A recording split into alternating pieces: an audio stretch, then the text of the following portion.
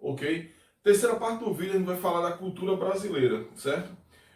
Primeiro eu fui comunicado aqui de uma questão do Enem que caiu há alguns anos. Ela fazia a seguinte análise. Ela falava de um desfile que Zuzu Angel promoveu. Zuzu Angel, que era uma estilista brasileira, né? Que tem aquele famoso filho dela que foi perseguido e morto pela ditadura. E ela fez um desfile de modas. E esse desfile, ela usou roupas típicas de pessoas aqui do sertão. Roupas masculino, indumentária de couro e tal. Vocês sabem, olha só, essa questão cultural como é importante para a geografia, por exemplo. A roupa de... Por que o sertanejo utilizaria roupa de couro? Ora, muito bom por conta da sensação térmica, do calor. Questão da vegetação de caatinga, como vocês sabem, tem os espinhos. O espinho bater no couro não vai acontecer nada. Vocês sabem também que, por exemplo, o nosso bom amigo Lampião, ele tem um olho vazado. O olho vazado dele foi por conta de um espinho que ele, na caatinga, encontrou. Ou seja, vocês percebam como essa questão da cultura está intimamente ligada com a geografia, ok? Agora, nessa terceira parte do vídeo, a gente vai abordar, a gente vai espacializar. Ou seja, quando fala espacializar, a gente vai falar de geografia mesmo. A cultura. E a gente escolheu como recorte espacial uma que a gente conhece muito bem, que é o nosso Brasil. Vocês sabem que culturalmente o Brasil é formado por três povos iniciais, né? Os silvícolas, os índios que nós tínhamos aqui, né? Até 1500 era o único povo aqui, os dominantes culturais. Posteriormente vieram os portugueses, que trouxeram mais uma carga cultural. E depois nós tivemos os africanos, os negros africanos, que também contribuíram, e muito, aliás, para a nossa cultura.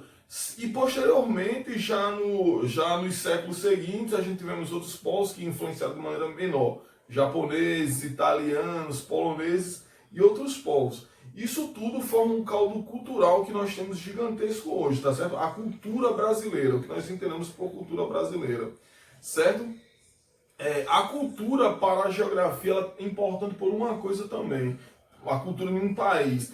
A cultura é um dos principais elementos que formam quem? A nação. Vocês lembram que nas primeiras aulas de filosofia eu falei que o mito ele é importante porque o mito ele gera a ideia do nós, ele dá a coesão social, ele reúne um grupo de pessoas em torno de uma ideia, que é esse mito.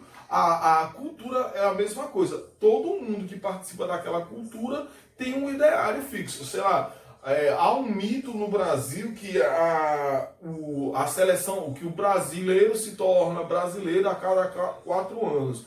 Na época da Copa do Mundo, por conta da bandeira e tal, esses símbolos aí, né? Isso não é uma mentira.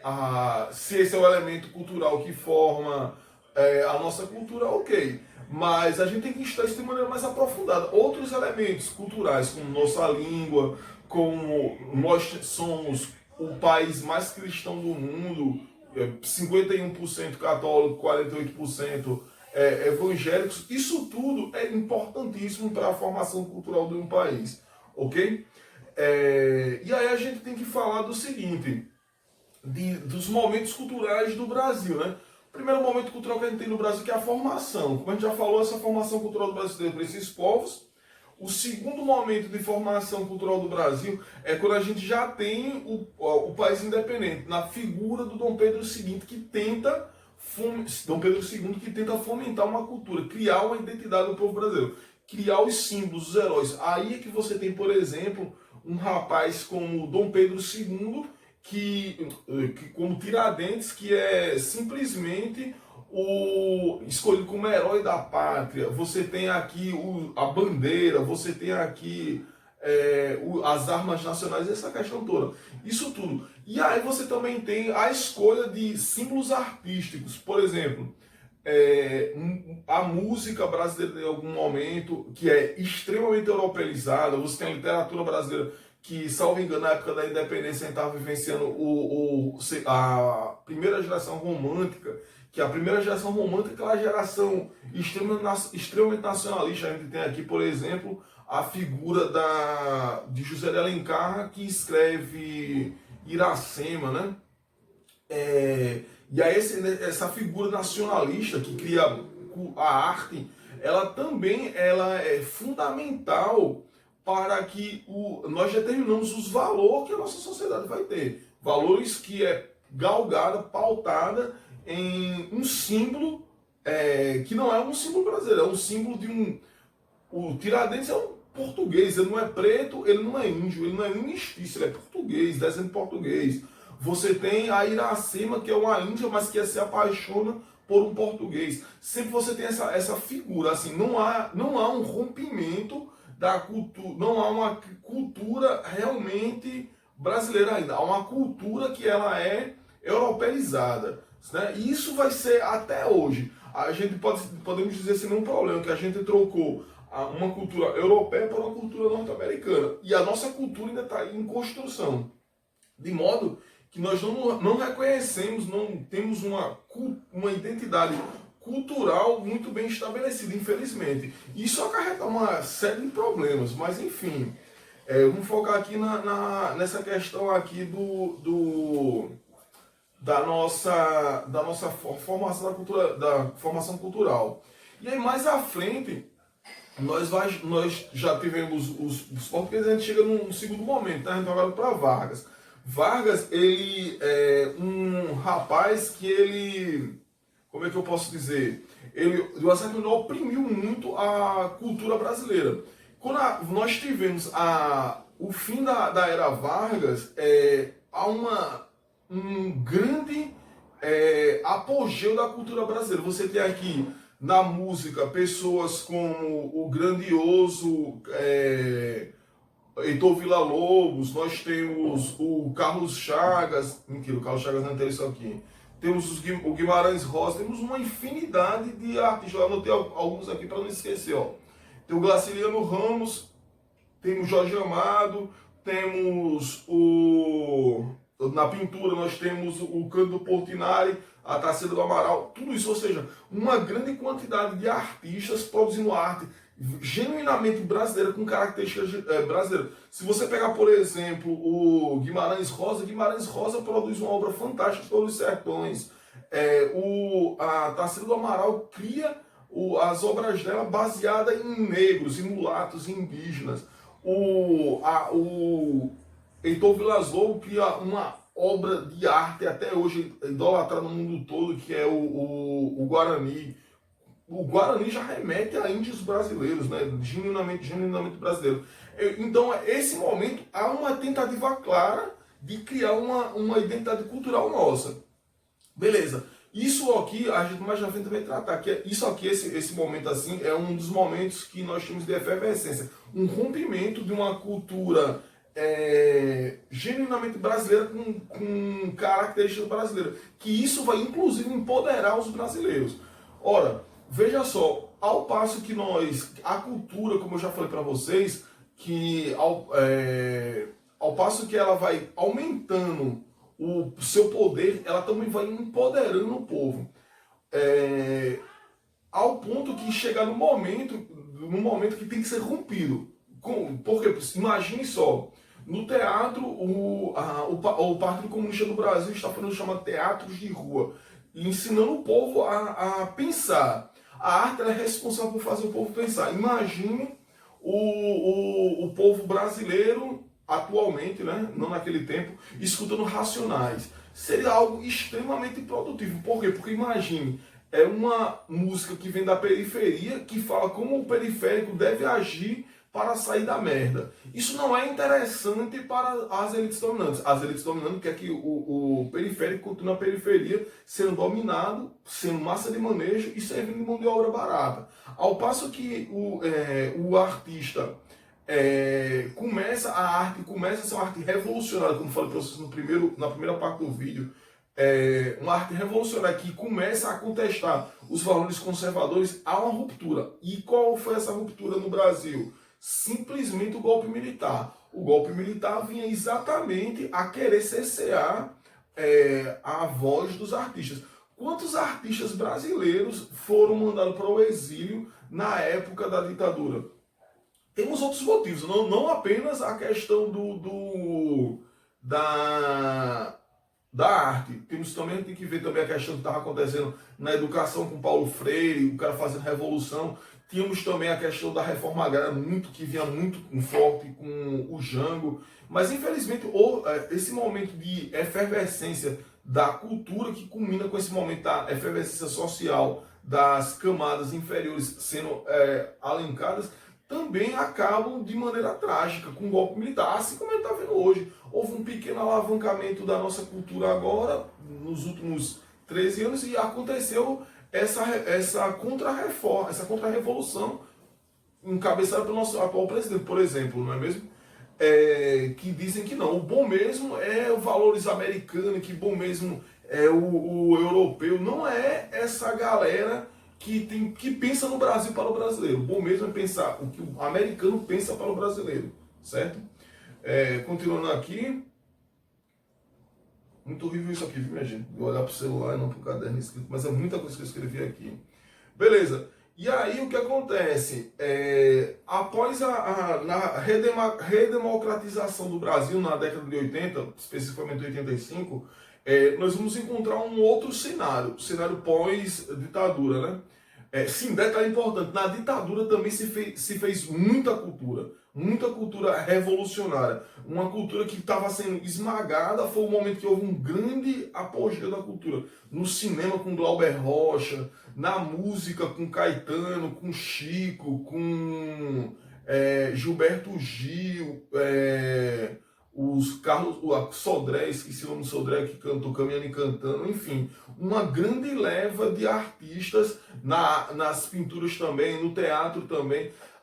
Em contrapartida, na ditadura a gente também tem uma coisa interessante que aconteceu aqui, eu já ia pular isso aqui horrivelmente, até já ia para a década de 80. Nós tínhamos essa cultura revolucionária, mas por outro lado nós também tínhamos uma cultura que era uma cultura massificadora que queria tampar o sol com a peneira. Nós estamos falando aqui da mídia. A mídia começa a se estabilizar com um grande aporte do Estado. Você pegar, por exemplo, aqui um programa de televisão chamado Jovem Guarda, que tinha rock and roll lá, não era rock and roll de verdade, não era uma coisa subversiva, revolucionária, era apenas um excremento midiático para que a população ficasse alienada e não se questionasse. Então o que acontece? Os caras deixam de... Isso acontece em muitos momentos. Está acontecendo exatamente agora, por exemplo. Os artistas deixam de falar da sociedade e falam do indivíduo. Se você pegar as músicas de Roberto Carlos, que é um dos principais representantes da Jovem Guarda, por exemplo, ele não fala da sociedade. Não conheço uma música de Roberto Carlos que fala da sociedade. Se você que está me assistindo conhece a música de Roberto Carlos que fala da sociedade, comente nos vídeos. Comente aqui embaixo. Mas eu não conheço nenhuma música dele, de verdade. Então o que acontece? Ela deixa de falar da sociedade e fala do indivíduo. E o indivíduo, não os problemas sociais do indivíduo, ele fala dos problemas românticos do indivíduo, a chamada sofrência do indivíduo. Ok? E isso está acontecendo a mesma coisa nesse momento aqui. O cara começa a pensar em si e esquece das dores sociais. Ok? Beleza, agora sim, indo para os anos 80, durante a redemocratização, como a gente falou aqui, a mídia agora controla. E se vocês prestarem atenção, todos os movimentos culturais dos anos 80 no Brasil foram ditados pela mídia. Era o que a mídia queria que tocasse. Era a música, era o rock, era o pop rock, era, sei lá, Legião Urbana, era o Titãs, tudo estava na mídia no programa do Chacrinha. O teatro era um teatro extremamente erotizado. Os caras tinham saído da ditadura, da repressão, do censor, e agora estavam loucos fazendo pornô chanchadas. Ok, eu adoro pornô chanchada, mas temos que fazer uma análise crítica acerca daquilo ali. Era talvez uma expressão cultural que não falasse da sociedade. O cinema brasileiro só tomou o caminho que tomou agora, no final dos anos 90 e início dos anos 2000. Antes disso era um cinema assim, sem uma ligação verdadeira, sem uma identidade com o povo brasileiro, não é mesmo? Ok. Então a mídia ela passa a pautar o que a população vai escutar. Década de 80 foi basicamente povoada pelo pop rock e pelo rock. Músicas que também de umas pouquíssimas bandas. Posso citar aqui o Legião Urbana, que citavam problemas sociais, sei lá, o Traje a Rigor, talvez uma banda chamada Replicantes, e por outro lado, a maioria esmagadora também falava do indivíduo, ok? E professor, mas só existia esse tipo de arte? Não, não, pelo contrário, existe outro tipo de arte que era uma arte marginalizada, uma arte que ninguém tinha acesso. Por quê? Porque era uma arte que era invisibilizada pela grande arte. Por exemplo, a gente está falando do rock. Existia um movimento em São Paulo, maior centro do Brasil, onde os punks contestavam aqueles valores, achavam aquilo tudo tedioso, uma merda, e que escreviam letras e tocavam. Só que, tipo assim, nenhuma rádio dita decente queria tocar aquelas músicas que os punks tocavam, certo? Havia também expressões artísticas, quadros fantásticos que foram pintados nos anos 80, que eram dito ofensivo à ordem pública. E olha que tem acabado com a figura do censor, né? Na literatura a mesma coisa, uma infinidade de livros que estavam falando mal da ditadura, falando mal do regime que estava vindo a se instaurar no Brasil. Enfim, esse tipo de situação. E na década de 90 a gente chega no grosso. Aqui na década de 90 há uma abertura gigantesca do Brasil ao capital estrangeiro, é o chamado a inserção do Brasil no modelo neoliberal. Isso não acontece apenas na economia, isso acontece também na cultura. Vem aquela famigerada, vender 1 milhão de discos para ganhar um disco de ouro, lançar filmes que o povo não precisa pensar para analisar. Ou seja, o contexto neoliberal ele foi terrível para a arte. E aí o Estado tem um papel fundamental, porque o Estado fomenta que a Lei Rouanet, por exemplo, que é uma coisa bem antiga. A gente sempre acha que é do PT, né? Mas enfim, não é do PT. E a Lei Rouanet, ela é de incentivo à arte, né? E aí o que acontece? Só que que arte? A arte que o Estado escolhe, a arte que o Estado entende que é importante, que representa os valores que o Estado acredita. O Estado não vai pegar dinheiro público, dinheiro de incentivos fiscais e investir em uma obra de um anarquista que vai questionar os valores do Estado. Essa arte é uma arte que não vai dar espaço, novamente vou evocar aqui a figura dos Racionais, que não vai dar espaço para os Racionais. Pelo contrário, vai inviabilizar. Existem quantos artistas nas periferias? Quantas bandas de rap, de funk, que falam, que contestam aqueles valores que, infelizmente, a grande mídia não viabiliza. Óbvio, isso é a realidade de 90, não está falando da realidade de 2000, ok? E aí, simplesmente, esses artistas que são invisibilizados, ele tem um caminho, que é ou fazer música que o povo quer ouvir, ou continuar fazendo música não música que o povo quer ouvir, música que fala, que conteste de verdade, ok? Beleza. E outra coisa que a gente tem que falar também acerca da década de 90 é exatamente essa questão da arte que é invisibilizada, que é uma arte que sofre muito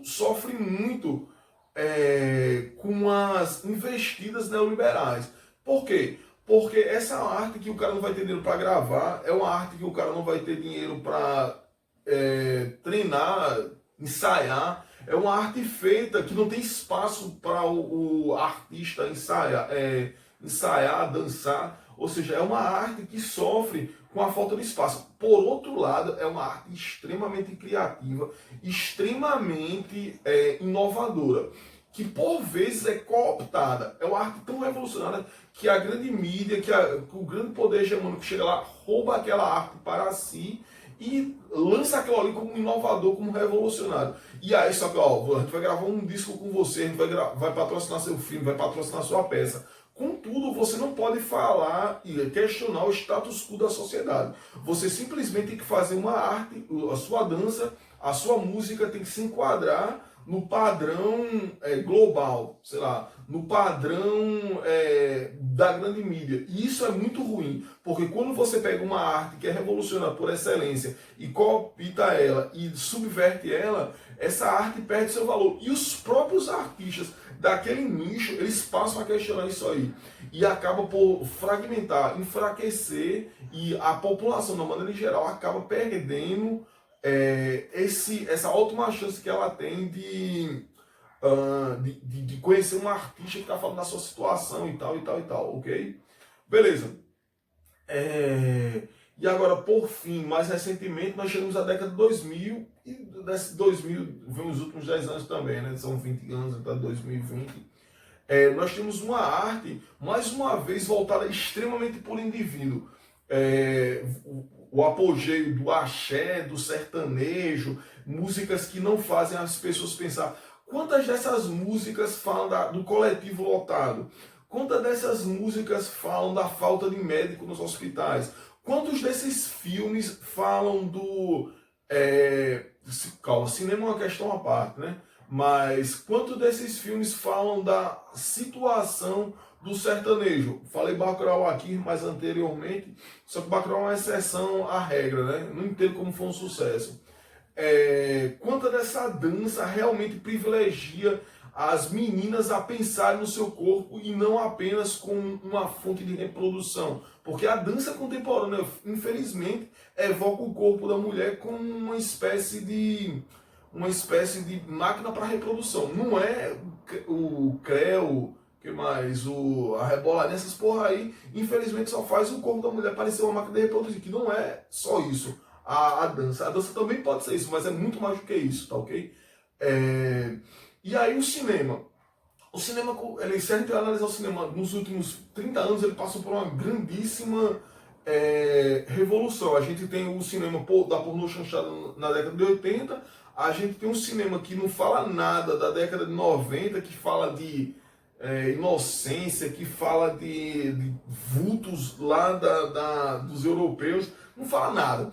E aí, a partir do final da década de 90, tu começa a ter um cinema realmente engajado e começando a questionar. Você tem aqui filmes como Cidade de Deus, Tropa de Elite 1 e 2, você tem filmes aqui como o Carandiru, aquele 176, Última Estação.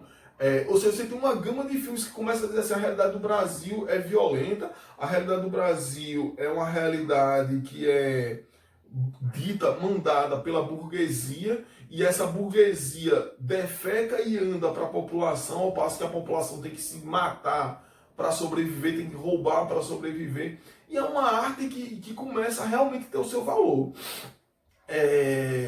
E isso é muito perigoso. Por isso que você vê realmente agora, no primeiro ano do governo Bolsonaro, um grande ataque, por exemplo, à Ancine, que é o instituto que fomenta os filmes no Brasil. Ora, Ancine não pode ser um aparelho subversivo. Esses caras estão certos. A Ancine tem que produzir o que o Estado acha que é certo. O Estado não acha certo um filme que nem Tropa de Elite, que diz que o sistema é foda. Ora, tá dizendo a verdade escancarada no cinema, isso não pode acontecer. A Ancine tem que produzir filmes que deixam o povo num estado de inércia, sem conseguir pensar, sem conseguir refletir sua realidade.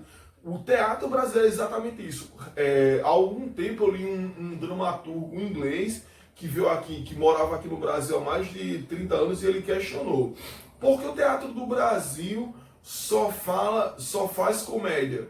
Não faz drama. O teatro do Brasil não faz sátira. Só porque o teatro brasileiro é tão invocado para a comédia. Exatamente, porque a comédia não faz ninguém pensar. Você tem grandes artistas no Brasil, grandes mesmo, grandíssimos artistas, que infelizmente vê o seu talento sendo roubado para fazer o povo rir, para deixar o povo parar de pensar.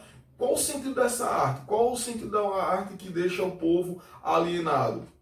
Ok? E aí a gente tem que entender o seguinte: porquê a arte do Brasil se encontra nesse momento de tanta fragilidade? Eu consigo elencar 3 motivos que eu deixei aqui anotado para vocês entenderem o porquê a arte no Brasil ela nunca foi uma arte tão revolucionada.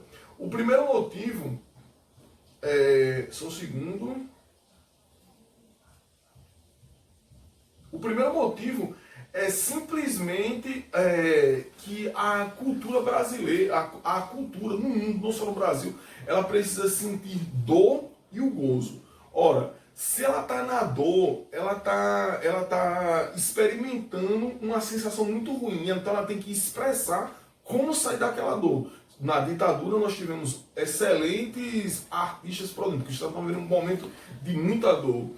Ou então no gozo, se você pegar, por exemplo, aqui o momento do pós, o momento pós Vargas, foi um momento de extremo gozo da sociedade. A sociedade estava vivendo um momento de felicidade. Então ele produziu uma arte que proporcionava mostrar aquela realidade. Contudo, o momento de extremo gozo, ele é um momento que também propicia a chegada ao poder do segundo fator que permitiu que a arte brasileira não fosse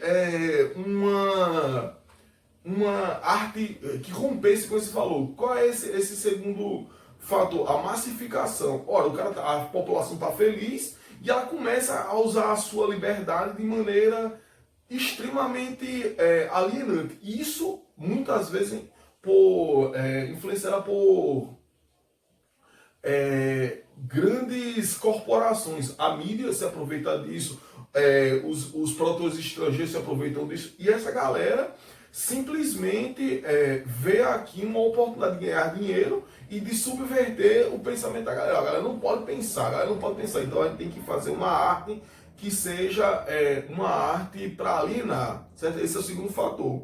E o terceiro, e talvez para mim o mais importante, seja a questão política mesmo por trás disso aqui.